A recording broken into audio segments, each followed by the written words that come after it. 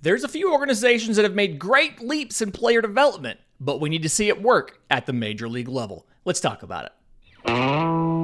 You are Locked On MLB Prospects, part of the Locked On Podcast Network, your team every day.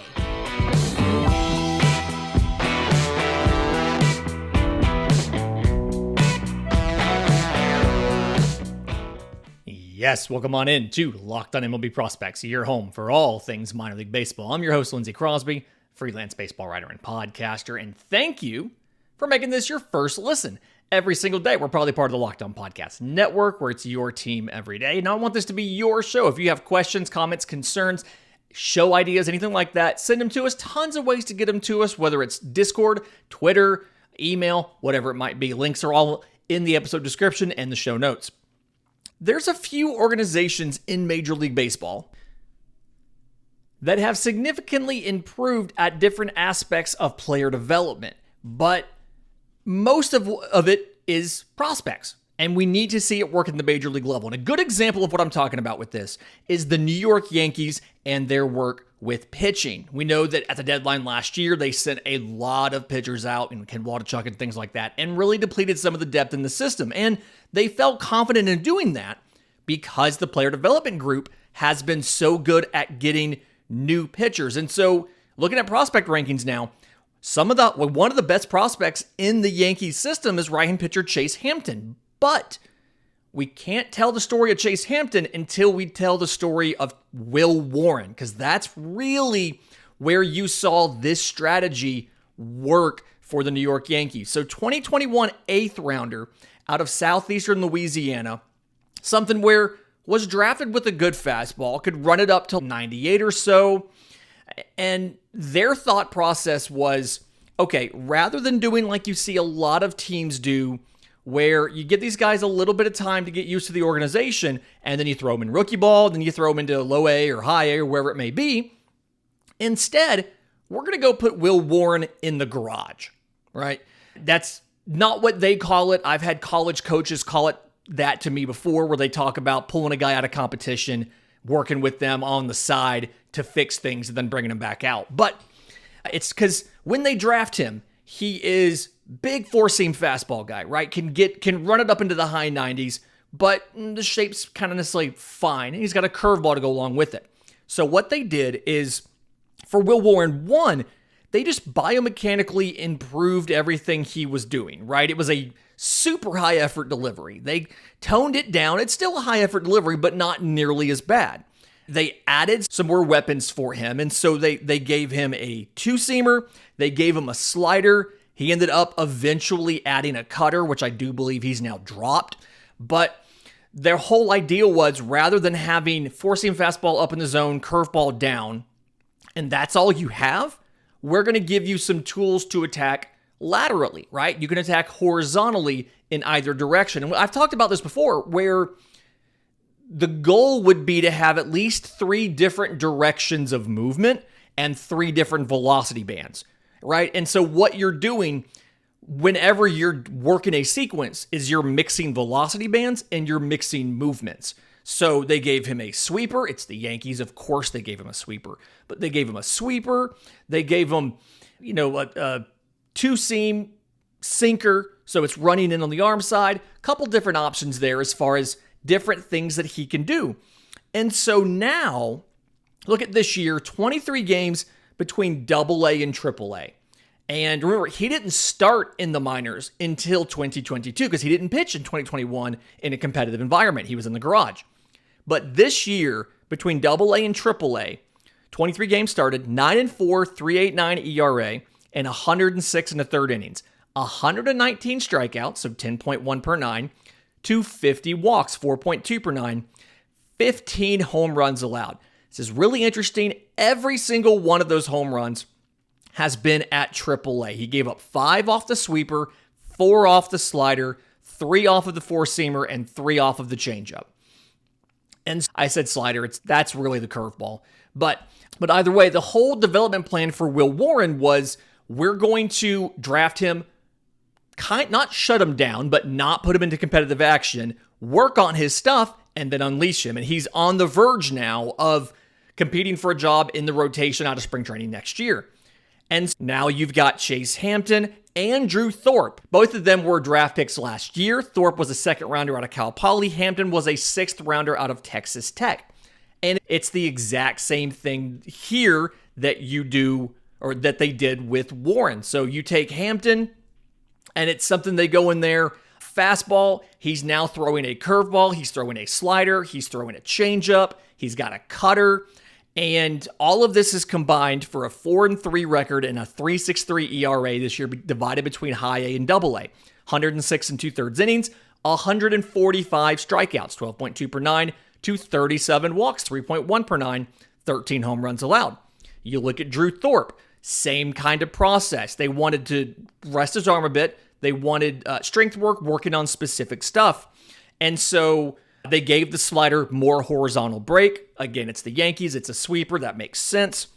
They worked on his fastball velocity a bit because he wasn't, if I remember right, he wasn't that high when he got drafted out of Cal Poly. They wanted to give him a little bit more velocity. And then they refined that changeup that he has. And so Drew Thorpe this year, 22 games between high A and double A, 14-2 records, absurd. I know record doesn't matter in the minor leagues, but still absurd. 2.53 ERA and 135 and a third innings, 177 strikeouts, so 11.8 per nine, in that same realm as Chase Hampton. 38 walks, 2.5 per nine, and 12 home runs allowed. All three of these guys, same kind of idea. You get them, you don't immediately put them into rookie ball and into lower minors. You take them, you do development of them, you work on them, trying to make them into better hitters or better pitchers, and then you unleash them. So if you're looking at who might be a good candidate to get some of this same treatment this year, look at some of the guys they went and drafted. Cade Smith out of Mississippi State in the 6th round. Feels like a guy to me, might be a favorite there. Nicholas Judas of ULM, University of Louisiana Monroe. They took, I think it was Josh Gross out of East Carolina. They took Brian Hendry out of Oklahoma State. Brady Rose out of Dallas Baptist. They took another Southeastern Louisiana guy, and Andrew Landry. They took some of these college guys that they had really good data on what they can do with the school's TrackMan and things like that, but take them, don't immediately put them into competitive ball, but put them in the garage. Let's do some work. Let's unleash them next year. A lot of gains from a lot of Yankees prospects, and they've been able to restock this system with arms. There's more guys I didn't even mention in here, like Richard Fitz, that have just been fantastic this summer. Question is, how will they do in the bigs? We haven't seen any of these guys. Warren is the closest. Thorpe and Hampton are a level behind him, but we haven't seen any of these guys make it to the bigs yet. And that's the question is, does this stuff work at the major league level? Have they built these guys into legitimate starting rotation options? And you don't have to be an ace in New York. Theoretically, you've got Carlos Rodon, but you've got Garrett Cole. Nestor Cortez should come back. And so you're looking at 3s and 4s and 5s is what you need. Can Will Warren be one of those guys? Can Chase Hampton be one of those guys? Can Drew Thorpe and Richard Fitz be those guys? We'll find that out probably starting next year. Warren's probably the first one. We'll see how guys improve over the summer. But either way, you have to be cautiously optimistic about the Yankees pitching development. In just a minute, the Detroit Tigers have gotten better at developing hitters in the minor leagues. And we'll talk about that more next, right here on Locked on MLB Prospects.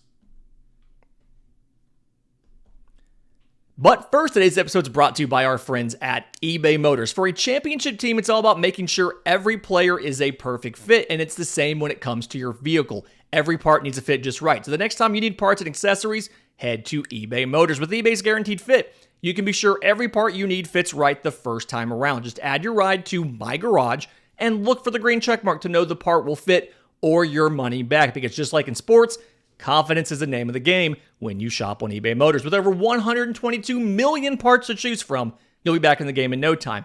After all, it's easy to bring home a win when the right parts are guaranteed. So get the right parts, the right fit, and the right prices on ebaymotors.com. Let's ride.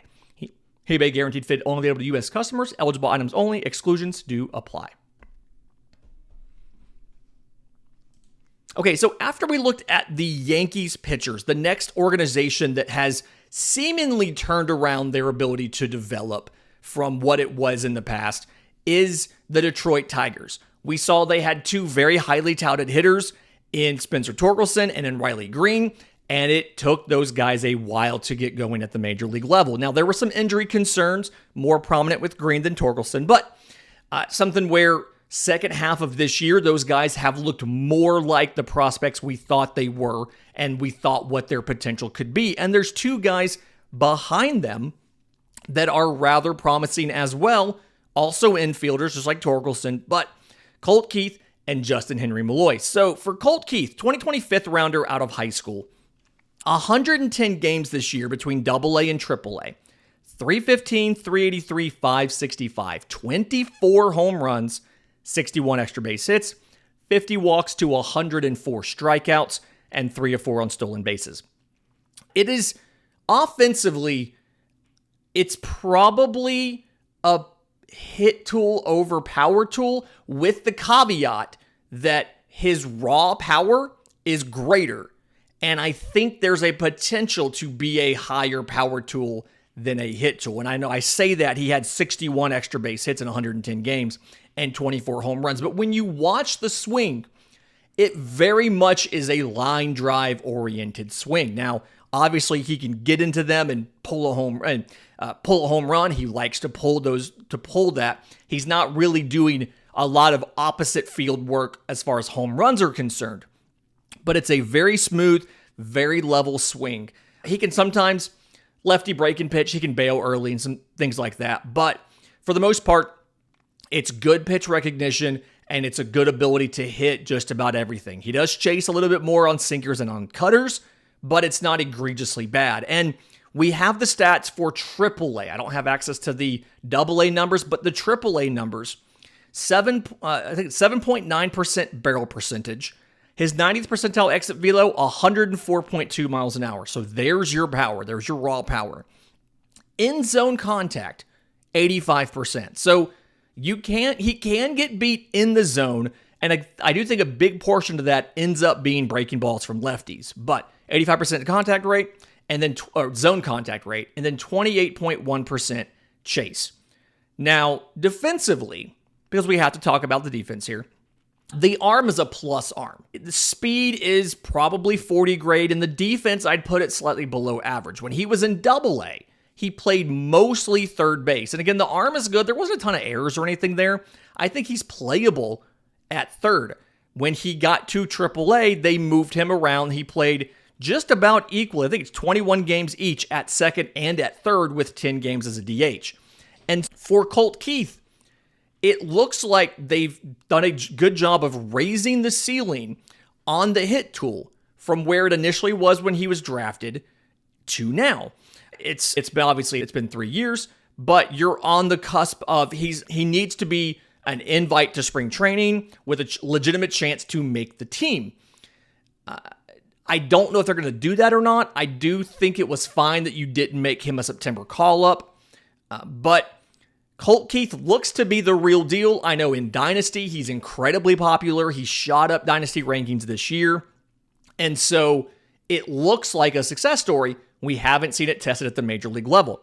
Another success story, or what looks to be a success story for the Detroit Tigers, and with the caveat of this guy wasn't drafted by them, but Justyn Henry-Malloy, 2021 sixth rounder by the Atlanta Braves. They traded him for reliever Joe Jimenez. I think it was last offseason.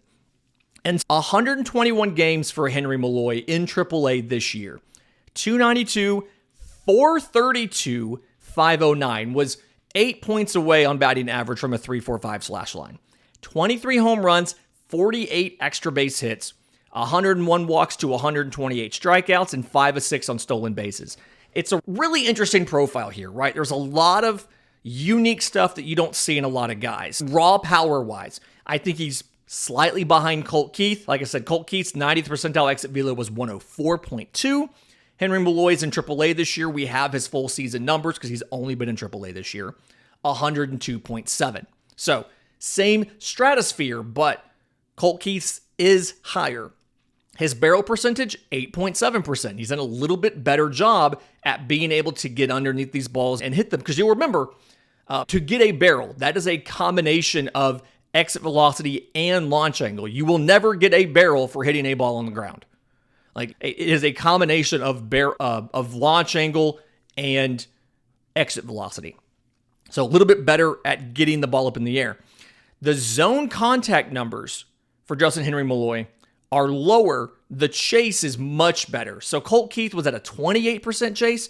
Justyn Henry-Malloy, 17.6. Very good pitch recognition. That's why he's got 101 walks in 121 games. He's one of those players that when you see him take a pitch and he gets rung up on it, your first instinct is, I think the umpire missed a call. Justyn Henry-Malloy is in that very small group where that's got to be the first reaction is, did the umpire miss that?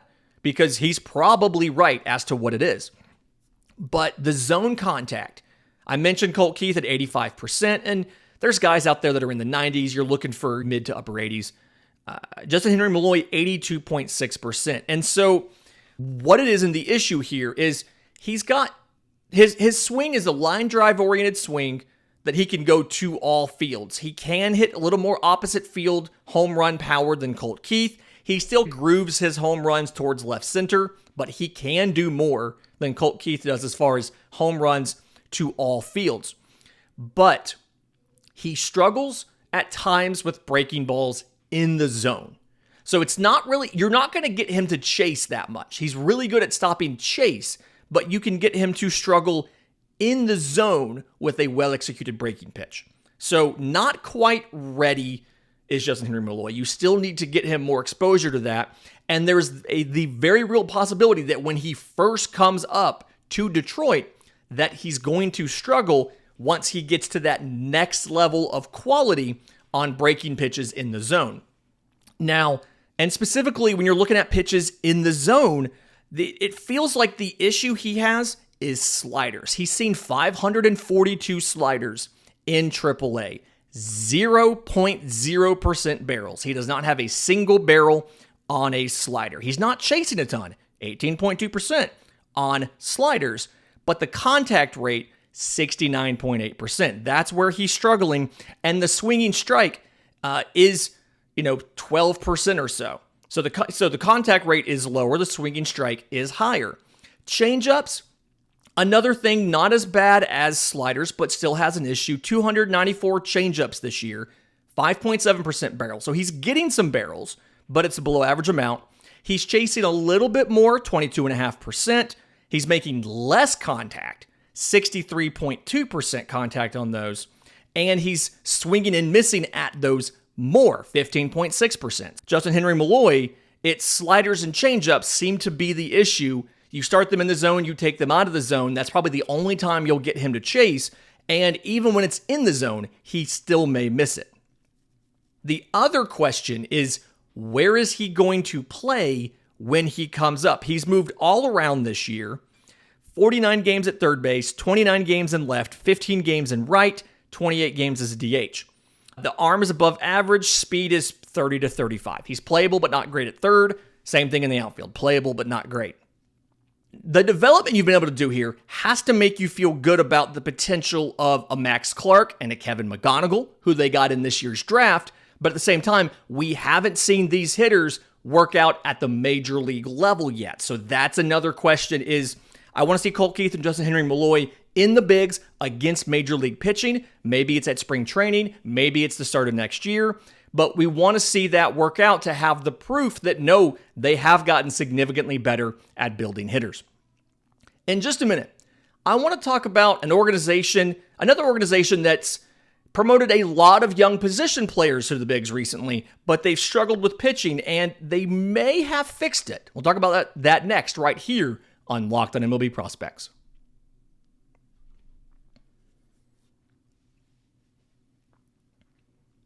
Welcome back into Locked on MLB Prospects, talking about organizations that have improved with their player development, but we still need to see it work in the majors. And I want to talk about the Kansas City Royals. Now, we've seen some improvement at the major league level. They traded for Cole Ragans They traded away Aroldis Chapman and got Cole Ragans for it. And Ragans was not doing great as a member of the Rangers. He was in the bullpen this year after being a starter last year. He started 9 games for them last year, 0-3, 4.95 ERA. This year, he was a reliever, appeared in 17 games with a 5.92 ERA, 2-3 record. Kansas City gets him in his 8 starts, 4-1 with a 1.51 ERA in 47 2/3 innings. 11.9 strikeouts per 9, 2.1 walks per 9, 1 home run given up. And it's not super fluky. It's a 1.51 ERA. It's a 1.64 FIP.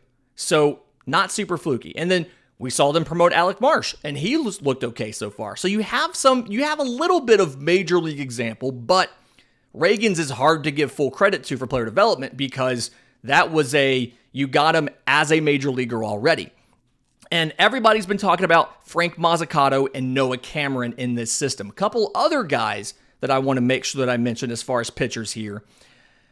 Anthony Venziano, left-handed pitcher, 2019 10th rounder out of Coastal Carolina. Didn't get into an actual game until 2021, but this year, 24 games, 23 starts between AA and AAA. He's 10-4 with a 3.33 ERA and 121 2/3 innings. 120 strikeouts, so 8.9 per 9, just right at 9 strikeouts per 9 innings, to 43 walks, 3.2 per 9, and 12 home runs allowed. Thing here, drafted him as a 4-seamer guy. They have given him a 2-seamer, a sinker, sits 93. He can touch 96 with it. Really good shape. He's got good command of it. And so because of that, it's become very difficult for guys to square stuff up on Anthony Venziano. He's got a slider with vertical break, just drops right off the table, has a changeup as well. A guy that, for a 10th rounder in 2019, has outplayed that draft status in the minors so far, and someone that you're going to be looking at as, okay, next year, can we call him up and have him be a member of this starting rotation, because you have so many young position players who are cost controlled right now. Bobby Witt, Vinny Pasquantino, Nick Pratto, MJ Melendez, all of these guys, you need to get competent pitching around them because that offense can produce when those young players are hitting. It's just you got to have better pitching at the major league level. The other guy, 2022 third rounder out of Auburn, Mason Barnett. 21 games this year between High A, so Quad Cities, and AA Northwest Arkansas. 5-7, 2.97 ERA in 106 innings. 125 strikeouts, so 10.6 per 9. 245 walks, 3.8 per 9, and 4 home runs allowed. The big thing for me here is Mason Barnett, and it's a smaller sample size, but when he got to AA, he got better. His ERA in Quad Cities, 3.18. His ERA in Northwest Arkansas, 2.25. Fastball slider change, and they got him as a guy that was super toolsy but could never really put it together until the very end, like the postseason of his final year at Auburn. So fastball sits 95, he can touch 98 with it. Slider sits in the mid-80s, a hard biting action to it. Has a changeup that he throws to lefties and a curveball. But they've been able to make everything better. The curveball looks a little more consistent. He can land it for strikes more often. The changeup has a little more movement to it. They've worked on the control and the command of the fastball. I feel better about how often he's able to hit his targets. And in AA, 2.6 walks per 9. Again, small sample size, but 2.6 walks per 9 in his first 5 starts in AA with the MLB ball. And so it looks like Kansas City has significantly been able to improve the quality of some of their starting pitching prospects that they have. And you combine that with guys like a Frank Mazzucato, and it looks like the future is bright. The thing here is we need to see this at the major league level to know, are they good because they're able to take advantage of lesser skilled prospects, or are they legitimately big leaguers? That's the big question here. One more show left this week. We're having a great week. If you have questions for Monday's mailbag, show ideas, whatever it might be, tons of ways to get them to us. I'm on Twitter at Crosby Baseball. Show's on Twitter at Locked On Farm. You can email us, lockedonmlbprospects@gmail.com. Tons of ways to get that stuff in. We'd love to hear from you. But in the meantime, remember, it's always a great time to pay a minor leaguer.